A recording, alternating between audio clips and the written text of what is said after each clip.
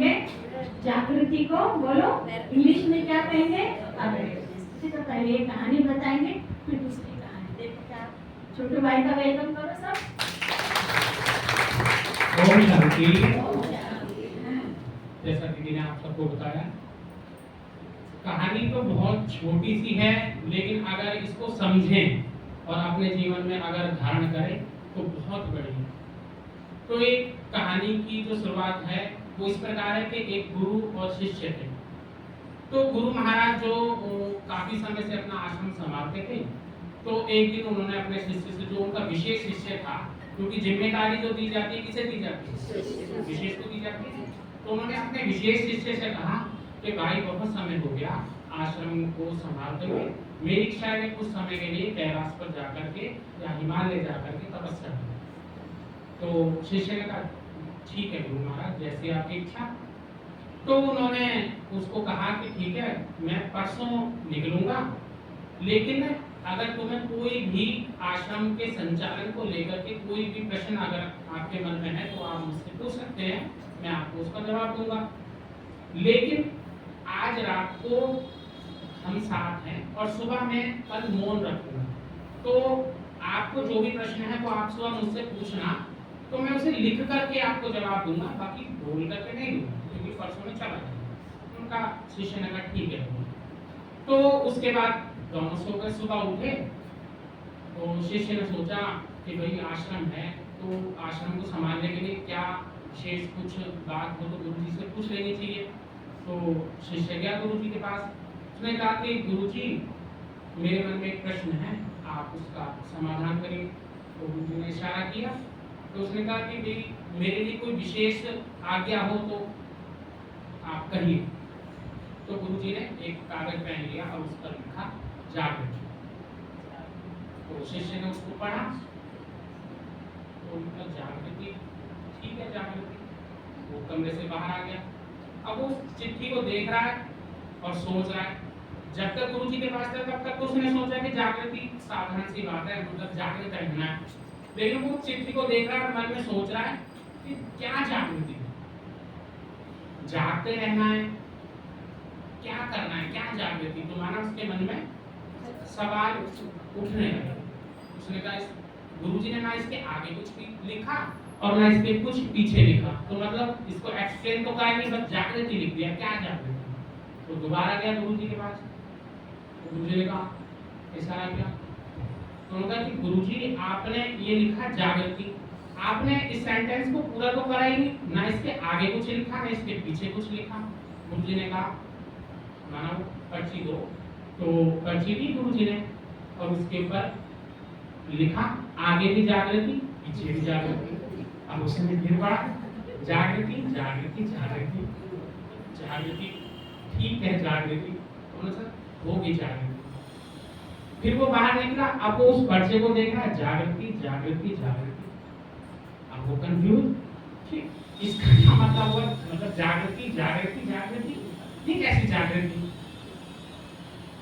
अब उसके मन में फिर प्रश्न कि इसका बराबर क्या हुआ। तो फिर गुरुजी के पास गया, तो गुरुजी जागृति प्लस जागृति बराबर क्या। गुरुजी ने कहा पर्चा किया बराबर फिर जागृति। अब उसने कहा जागृति प्लस जागृति बराबर जागृति। बड़ी समस्या। अब वो सोच रहा है अपने मन में, तो अब स्थिति क्या कि मतलब वो अपने मन से सोच रहा है कि क्या जागृति क्या कैसे, लेकिन सत्यता क्या है कि गुरुजी उसको क्या समझाना चाहते थे जो वो नहीं समझ रहा था। गुरुजी उसको ये समझाना चाहते थे कि जागृति जागृति जागृति बराबर जागृति। माना कि जैसे कोई किसी को, चाहे वो लौकिक हो या अलौकिक हो, जब कोई किसी को कोई जिम्मेदारी देता है ना, तो उसको हर तरीके से जागृत रहना चाहिए। उसके कर्म में, उसके बोल में, उसके व्यवहार में। कोई अगर वहां पर आएगा गुरुजी के पीछे से, तो वो वहां आएगा क्या भावना लेके आया, क्या सोच लेके आया, क्या देख रहा है। तो जो उसको संभालने के निमित्त है, अगर उसकी जागृति उसमें नहीं है, अगर उसके बोल में, उसके कर्म में, उसके व्यवहार में, उसकी सोच में जागृति नहीं है तो सब व्यर्थ होगा। व्यर्थ होगा फिर क्या होगा कि जो कोई भी आया उनके संकल्प चलेंगे, वो जाकर के कहेंगे बाहर, जैसे अगर हम अपने यज्ञ को ले या कहीं बाहर को भी ले तो क्या होगा, अरे हम तो वहां गए थे, वो दीदी तो ऐसे है, वहां तो बाबा जी ऐसे हैं, वहां के गुरु जी तो ऐसे हैं, उनके शिष्य तो ऐसे हैं।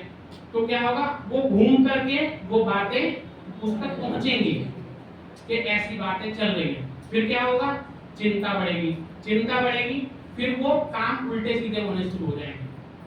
तो इसलिए हमारे को अपने जीवन में क्या होना चाहिए, जागरूक। हम जैसे हम बाबा के बच्चे हैं, हम बाबा के घर में आ रहे हैं, तो हमारा भी फर्ज क्या बनता है, जागृति जागृति जागृति बराबर जागृति, तभी हमारा यहाँ पर आना सार्थक है, अन्यथा व्यर्थ है। क्योंकि अगर हमारे कर्म, जैसे कि अगर साधारण सी बात है कि अगर हम, जैसे अभी दीदी ने कहा कि माता है 1 घंटा योग करना है, दीदी सब्जी लेने जाना है, दीदी घर में खाना बनाना है, दीदी फलाना, दीदी भिगाना, और अभी यहाँ से निकलते चौराहे पे कोई सहेली मिल जाएगी तो घड़ी का पता नहीं लगेगा कि 2 घंटे कब बीत गए। तो ये जागृति है नहीं। तो उस स्थिति में क्या हुआ, जागृति तो है ही नहीं, लेकिन बस ये है कि फॉर्मेलिटी है कि हम सेंटर आ रहे हैं, मुरली सुनने, 5:30 बजे मुरली सुनने जाना है, जागृति नहीं है, फॉर्मेलिटी। तो हमारे को अपने जीवन में जब तक हम क्या नहीं लाएंगे, जागृति, तब तक सब शून्य। तो आज से इस बात को अपने मन में, भाव में दृढ़ करना है कि हमें जागृत होना है। बाबा कहता है मर्जीवा, है ना।